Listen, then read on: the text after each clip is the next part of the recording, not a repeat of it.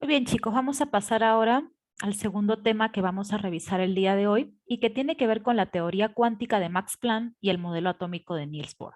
Pero para eso vamos a ver un videíto que nos va a poner en contexto los diferentes modelos atómicos que se describieron a lo largo del tiempo hasta llegar al modelo actual. El propósito de esta parte es explicar la teoría de Max Planck, vamos a hacer cálculos, y el modelo atómico de Niels Bohr, los cuales vamos a describir los postulados y analizar su interrelación entre ellos. Pero solamente para ir empezando, todo esto de los modelos atómicos surge con diferentes filósofos como Leucipo, Demócrito, Aristóteles, 500 años antes de Cristo. Entonces, obviamente esto data de hace millones de años atrás. Vamos a revisar algunos de los modelos, como el modelo de Dalton, de Thomson, o también conocido como el modelo de Budin-Compassas, Rutherford, Bohr y Schrödinger, que es el modelo actual mecánico cuántico. Vamos a ver este videito a continuación.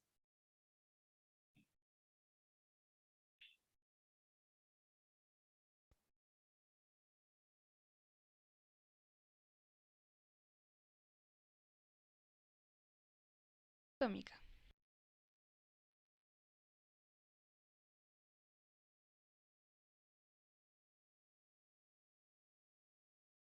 A continuación estudiaremos las teorías atómicas de un modo cronológico. Dalton desarrolló la primera teoría atómica. Plantea que la materia formada por átomos iguales se denomina elemento, mientras que la materia formada por átomos distintos se denomina compuesto.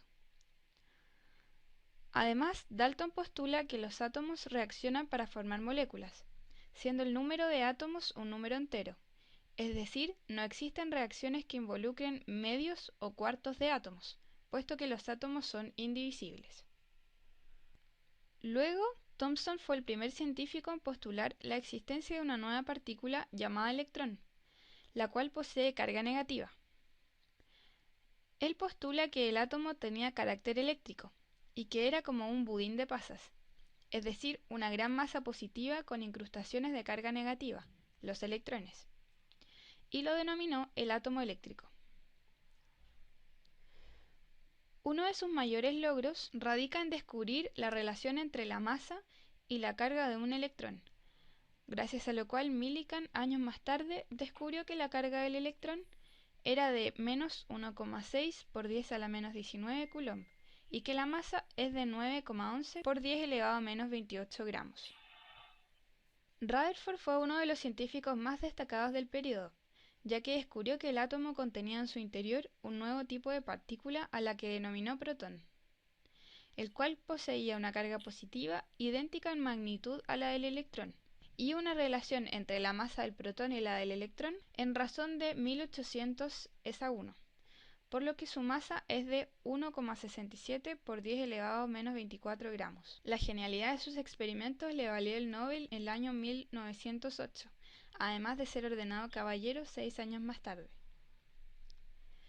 La inspiración de Rutherford llegó luego de experimentar con una lámina de oro, la cual bombardeaba con partículas alfa. Muchas de estas partículas traspasaban la plancha de oro sin siquiera desviar su trayectoria. Otras salían con trayectorias no esperadas, mientras que unas pocas rebotaban en la plancha.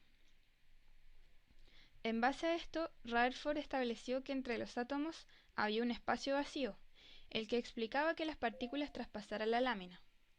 Una partícula alfa rebotaba completamente cuando chocaba con otra partícula de su misma carga, la que explicaba la existencia de los núcleos atómicos, mientras que aquellas partículas que se desviaban era producto de que pasaban muy cercanas al núcleo, y por atracción de cargas, éstas desviaban ligeramente su trayectoria.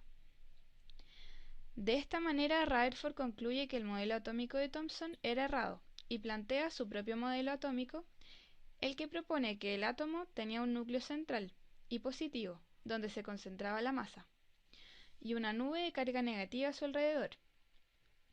A este modelo lo denominó el átomo planetario. Gracias al experimento y modelo de Rutherford es que se pudieron determinar algunas propiedades del átomo que detallaremos más adelante. A pesar de la genialidad de su experimentación, Rutherford fue extremadamente criticado por su modelo, ya que no explicaba cómo, si supuestamente el átomo estaba formado por partículas de carga opuesta, estas no se atraían y colisionaban hasta llegar a la neutralización y destrucción de la materia. El modelo atómico de Bohr es de vital importancia para el desarrollo de la química moderna.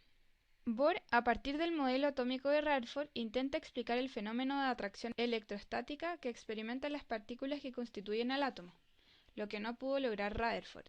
Bohr señala que el átomo está formado por un núcleo central positivo, donde se encuentran los protones y los neutrones sin carga, y una nube electrónica formada por órbitas circulares fijas y definidas, donde se encuentran girando los electrones con una cantidad determinada de energía, la que varía cuando el electrón salta de una órbita a otra.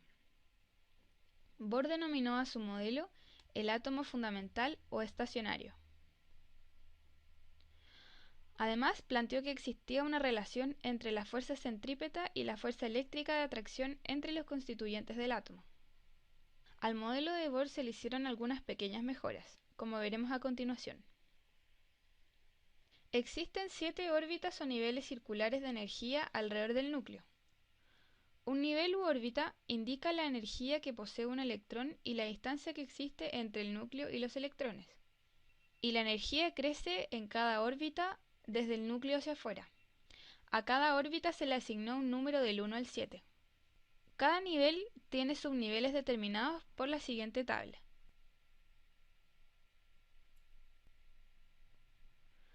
El subnivel indica la forma de la zona en que se encuentra el electrón. Dentro de cada subnivel existen orbitales detallados en la siguiente tabla.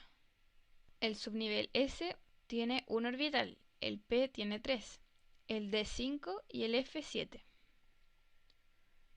El orbital indica el lugar donde se encuentra el electrón. Cada orbital logra acomodar a solo 2 electrones con diferente spin, que es el sentido de giro. Como usualmente cargas similares se repelen, al girar en sentido contrario se anula este efecto. De esta manera, se puede resumir el modelo atómico de Bohr en la siguiente tabla. Además, Bohr plantea que cuando un electrón pasa de un nivel menor a uno mayor de energía, se requiere absorción de energía, y cuando pasa de un nivel mayor a uno menor de energía, se produce una emisión. Para que estos saltos ocurran, es necesario aportar o liberar quantums de energía, o paquetes de energía, que se expresan en valores enteros. Bohr propuso ecuaciones que permitían calcular la energía para cada nivel, el radio de la órbita y la velocidad del electrón en ella, basándose en el átomo de hidrógeno.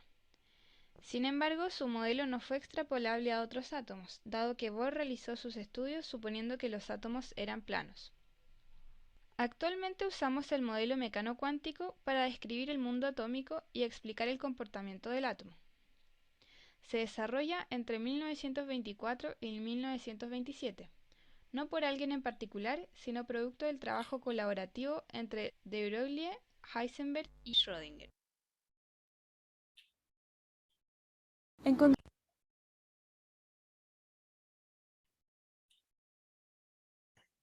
Muy bien, hemos visto este video. Vamos a regresar ahora un poco con la explicación. Ya hemos hablado, ya nos han mencionado acerca de los modelos de Dalton, Thomson, Rutherford, Bohr, el cual vamos a profundizar, y Schrödinger también.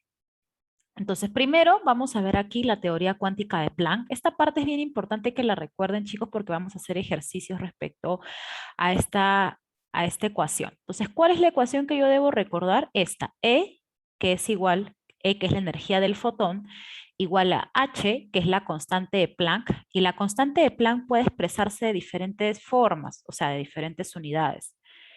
En calorías por segundo, energias por segundo y joule por segundo. Ahora, aquí también tenemos que C es igual a la longitud de onda por la frecuencia, ¿sí? Y si tomamos como ecuación general, E es igual a la constante de Planck por la velocidad de la luz sobre, ¿sí? Sobre la longitud de onda, que es esta de aquí. Entonces, tengamos en cuenta esta ecuación porque vamos a hacer varios ejercicios con eso. Entonces, E, energía, es igual a la constante de Planck por C, que es la velocidad de la luz, sobre la longitud de onda en nanómetros.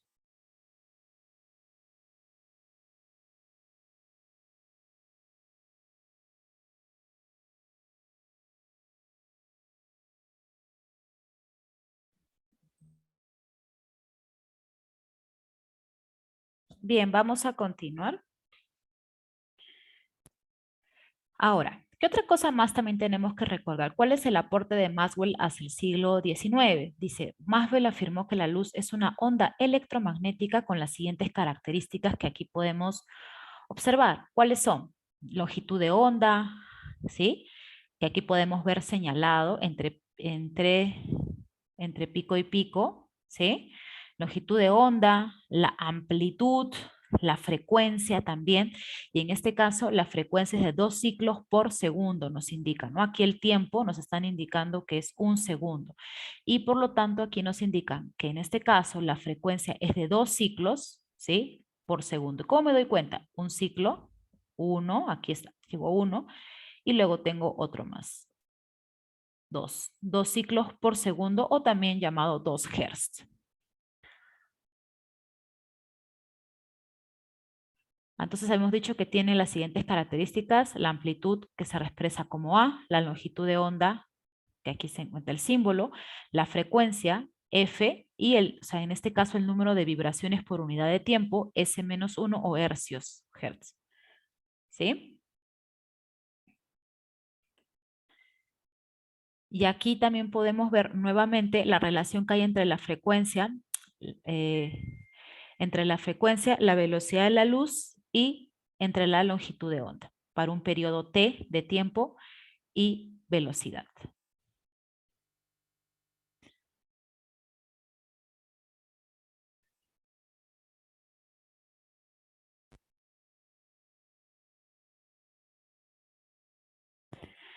Bien, entonces aquí también vamos a ver ahora acerca de la radiación electromagnética, también conocida como REM. Estamos viendo el espectro electromagnético, vemos las longitudes de onda desde 10 a la menos 3 nanómetros hasta 10 a la 14 nanómetros, ¿no? Ahora, a estas longitudes de onda les corresponde una determinada frecuencia que podemos ir viendo que empieza de 10 a 20 hacia 10 a la 2, ¿no? Y según esos tipos de longitudes de onda y frecuencias, podemos ver también los tipos de radiaciones que tenemos, ¿no? Los rayos gamma, rayos X, ultravioleta, luego el visible, que es el que nosotros podemos observar en el visible, el infrarrojo, microondas, ondas de radio. Ok, ahí nos cuenta algo que es muy importante. A menores longitudes de onda que tengamos, a menores longitudes de onda, la radiación es mucho mayor, la energía es mucho mayor. Y por ejemplo, en este caso hablamos de los rayos gamma. Pero si seguimos avanzando hacia longitudes de onda de 10 a las 14, hablamos de longitudes de onda mayores. Y cuando hablamos de mayores longitudes de ondas, hablamos de energías más bajas, como son las ondas de radio. Entonces, aquí nosotros también podemos ver cuál es lo que corresponde al espectro visible, ¿no? Al espectro visible, que va desde los 400 nanómetros hasta los aproximadamente 700 nanómetros, ¿no? Entonces, recordemos, a menores longitudes de onda, más energía; a mayores longitudes de onda, menor energía. Bien, aquí podemos ver el espectro electromagnético, sobre todo aquí vemos un espectro continuo, vemos una fuente emisora de espectro continuo, aquí se puede ver, hay una ranura por donde le están pasando esta fuente, esta energía, va a pasar por un prisma y luego va a emitir un espectro continuo, ¿no? En este caso estamos viendo todos los colores que corresponden a este espectro.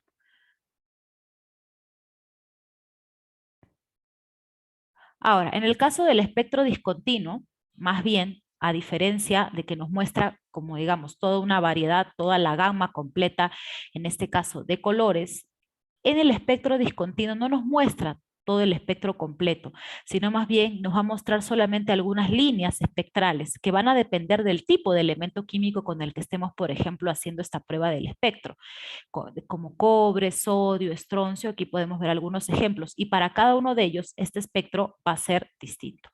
Entonces, en los espectros de átomos de hidrógeno podemos ver las bandas que aparecen, ¿no? La que está alrededor de los 400, otra cercana al 500, otra en 600, 700. Este espectro del hidrógeno no es el mismo para todos los elementos, van a ir variando. Aquí ustedes van a ver los espectros discontinuos y van a ver qué característico, es como una huella digital para cada uno de los elementos y que permite poder reconocerlos, ¿no? Pero es a partir de un espectro discontinuo. no es un espectro continuo. Ahora, tenemos espectros de emisión, espectros de absorción que tienen que ver con los saltos cuánticos, ¿no? Es bien importante darnos cuenta, por ejemplo, aquí tenemos un espectro de absorción, ¿sí? Se absorben todas las bandas o principalmente la mayor cantidad de bandas de energía, ¿sí? Pero cuando hablamos de un espectro de emisión, más bien solo se logran emitir una cantidad de energía o unas cantidades de energías respectivas a las que corresponden al hidrógeno.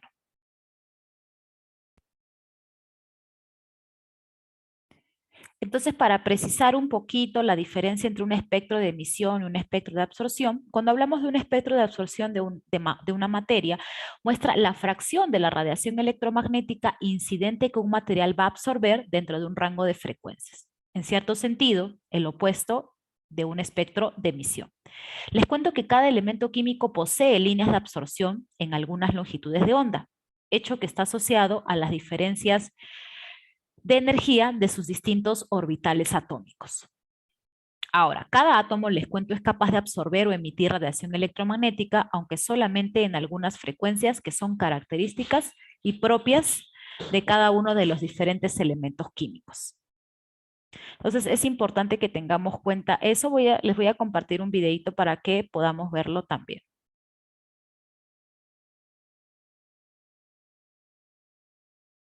¿De acuerdo? Bien, vamos a ver en este vídeo qué son los espectros, ¿de acuerdo? Empezamos recordando que si la luz procedente de una bombilla la hacemos pasar por un prisma de cuarzo, obtenemos un espectro continuo, es decir, aparecen todos los colores. O lo que es lo mismo, contiene radiaciones de todas las longitudes de onda o de todas las frecuencias.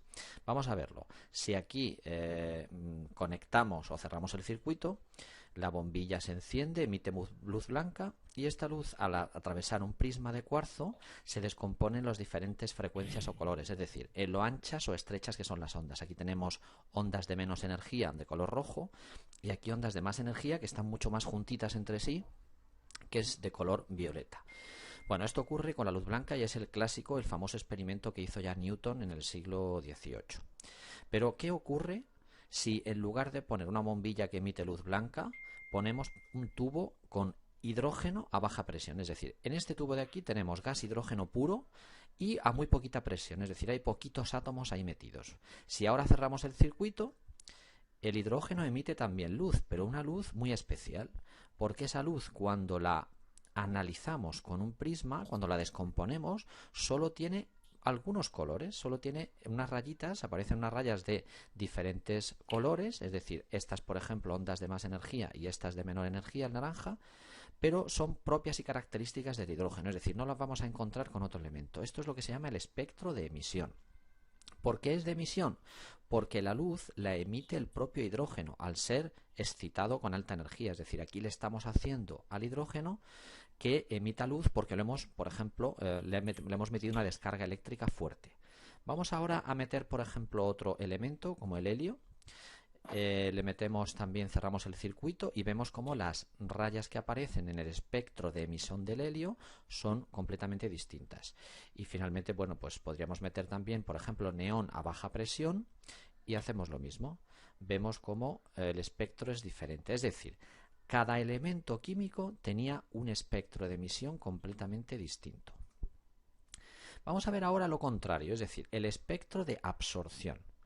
Ahora lo que vamos a hacer es la luz blanca, esta luz emisora siempre va a ser blanca ahora. Aquí tenemos el rayo de luz blanca o los rayos de luz blanca, los hacemos pasar por un prisma y se descompone, como ya sabemos, en las diferentes frecuencias o longitudes de onda.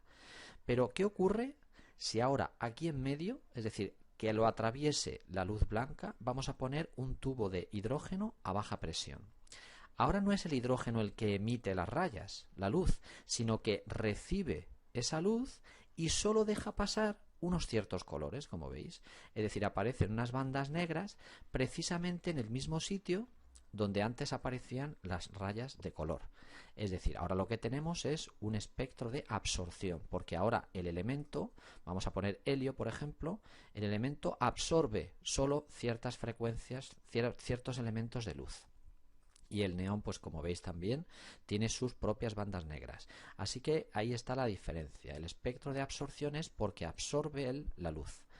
Bueno, pues se comprobaron los físicos del siglo XIX que si comparábamos el espectro de emisión, donde es el elemento el que emite la luz, o el espectro de absorción, donde es el elemento que recibe la luz y la absorbe, eran exactamente idénticos y eran diferentes para cada elemento. Es decir, cada elemento es como si tuviera un código de barras especial diferente de los demás, que son sus espectros de emisión o espectro de absorción.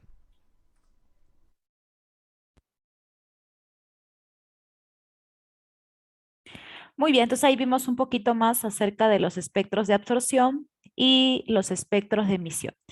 Vamos a ir ahora, seguramente ustedes van a ver que hay unos ejercicios, nosotros vamos a resolverlos de todas formas durante el taller, pero ahí ustedes tienen unos ejercicios adicionales que pueden resolver donde dice actividades, pero yo voy a explicar algunos en el taller también. Ahora vamos a ver el modelo de Bohr de 1913. ¿Qué cosa afirmó Bohr? Esto es bien interesante porque también vamos a hacer ejercicios de este. Bohr afirmó que el electrón solo puede girar en órbitas de radios y energías definidas y que no absorbe ni desprende energía mientras no cambie de órbita este electrón. ¿Sí? Entonces, el modelo de Bohr es uno de los modelos más importantes en la teoría atómica, que tiene de 3 a 4 postulados. En el primer postulado nos dice, el átomo de hidrógeno consta de un núcleo con carga positiva debido a la presencia de los protones y a su alrededor van a girar ¿quién? Los electrones de forma circunferencial, electrones que tienen carga negativa. Aquí les vamos a ver en condensado los 3 postulados en general que tiene Bohr. El electrón se mueve en órbitas estables, definidas, con una cantidad determinada de energía, caracterizadas, como dice ahí, por una determinada cantidad de energía. Siguiente postulado, solo son estables aquellas órbitas que cumplan con esta expresión. Masa por velocidad por el radio es igual a la constante de Planck sobre 2pi. O sea, las órbitas deben tener esta expresión o deben cumplir para que sean estables y estén dentro del modelo atómico de Bohr. Siguiente, cuando el electrón pasa de una órbita a otra inferior, emite energía en forma de radiación electromagnética. Ahora, aquí podemos ver un poquito más a detenimiento el segundo postulado. Ya habíamos hablado del primero, aquí los vimos en general, y ahora vamos a hablar del segundo postulado. Como habíamos dicho, dice, solo son estables ¿qué? Las órbitas que cumplen con la expresión masa por velocidad por R igual a la constante de Planck sobre 2pi.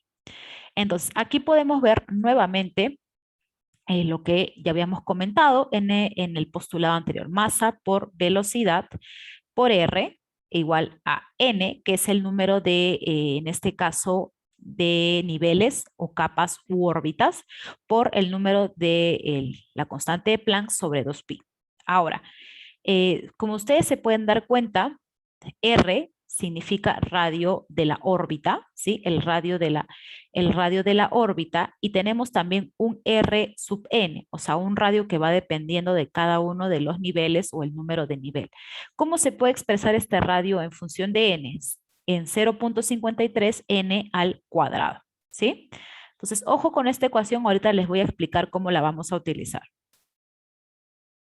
Y el tercer postulado, que se acuerdan que habíamos dicho que cuando el electrón pasa de una órbita a otra inferior, emite energía en forma de radiación electromagnética. En general, aquí este postulado se puede tomar en cuenta como E en función de N, que es el número de nivel, es igual a B, que es una constante, menos 13.6 electronvoltio, o este valor en kilocalorías sobre el número de nivel al cuadrado.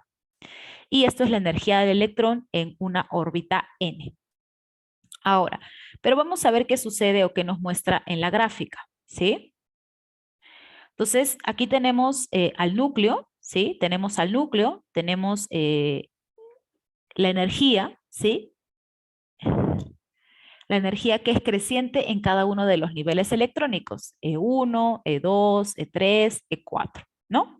Tenemos también los niveles, nivel 1, nivel 2, nivel 3, nivel 4, ¿no? Que están rodeando al núcleo.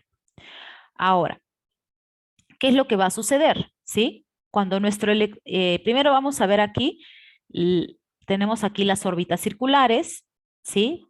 tenemos a un electrón, ¿sí? Que si ustedes bien se dan cuenta, ¿sí? Está moviéndose, en este caso, de un nivel 1 a un nivel 4. En este caso, la diferencia de energía se calcula en E4 menos E1, ¿no? Porque está pasando del E1 que está aquí al E4. Tenemos a un electrón excitado. Ahora, ¿pero qué está pasando en la parte de abajo? Mi electrón, a diferencia del anterior, está pasando de un nivel de E4, de mayor energía, a un nivel de menor energía, que está en N1. Cuando sucede esto, cuando pasa el electrón de un nivel de mayor energía a un nivel de menor energía, sucede una emisión de luz monocromática. Y esta se puede reflejar de la siguiente forma. La frecuencia de esa energía es igual a E4 menos E1 sobre la constante de Planck. Y en ese caso tenemos que se libera radiación electromagnética. ¿Qué es lo que nos refleja el postulado, en este caso de Bohr? ¿Sí? Y tome en cuenta esta ecuación. Ahora, hay un cuarto postulado que nos habla de esta diferencia de energía, que viene relacionada con la del tercer postulado. Entonces aquí podemos ver que la diferencia de energía es igual a la energía final menos la energía inicial. Esto es igual a 13.6 electronvoltio sobre 1 entre el nivel inicial al cuadrado menos 1 sobre el nivel final al cuadrado. Vamos a bajar un poquito para ver lo que nos muestra aquí, ¿no? ¿Qué está sucediendo? Tenemos un electrón, ¿sí? Tenemos un electrón que está pasando de un nivel de mayor energía a un nivel de menor energía. Y cuando eso sucede, se emite un fotón con una energía E igual a la frecuencia por la constante de Planck, ¿sí? Entonces, tener en cuenta esta segunda ecuación que aquí les muestro, ¿sí? Para cuando un electrón pasa de un nivel mayor a un nivel menor de energía, que es el caso que nos indican en el tercer y cuarto postulado, profesora, pero si al comienzo vimos 3, lo que pasa es que el 3 y el 4 son postulados que están como unidos, están relacionados. Entonces, el primer postulado, como habíamos dicho, el átomo de hidrógeno consta de un núcleo con carga positiva y electrones que giran a su alrededor, ¿sí? Y obviamente estos electrones se mueven en órbitas estables, ¿sí? Que tienen valores discretos de energía. Segundo, las órbitas no pueden ser cualquiera, no pueden tener cualquier expresión, deben seguir la expresión masa por velocidad por el radio igual a la constante de Planck sobre 2pi, ¿no? Aquí podemos que es el radio de la órbita, es R, ¿no? Tener en cuenta eso. Y finalmente el tercer postulado nos habla del desprendimiento de energía de un fotón, de una emisión de luz cuando hay un movimiento de un electrón, ¿sí? De una órbita a otra inferior, emite energía, emisión de energía en forma de radiación electromagnética, que se puede empezar viendo que en un nivel, por ejemplo, si fuera E1, va a ser B entre 1 al cuadrado, pero cuando ya hablamos de esta diferencia de energía, ya aplicaríamos esta forma, final menos inicial. EB es electronvoltio. Ahora, después del modelo de Bohr, llegó el de Sommerfeld hacia 1916, que los electrones no solo giran en torno a un núcleo de órbitas circulares, sino que esas también pueden ser elípticas. El modelo de Bohr funciona muy bien para el átomo de hidrógeno, comienza a tener fallas ya para otros átomos y eso empieza a generar un cambio en las teorías para una mejor explicación. Aquí hay algunas preguntas que los invito a que lo resuelvan. Vamos a ver también en el taller una mayor cantidad de ejercicios. Acá hay una síntesis. Acá hay una tareita, los invito a que lo resuelvan, no está todavía, lo voy a poner en el foro para que también ustedes lo puedan revisar ahí.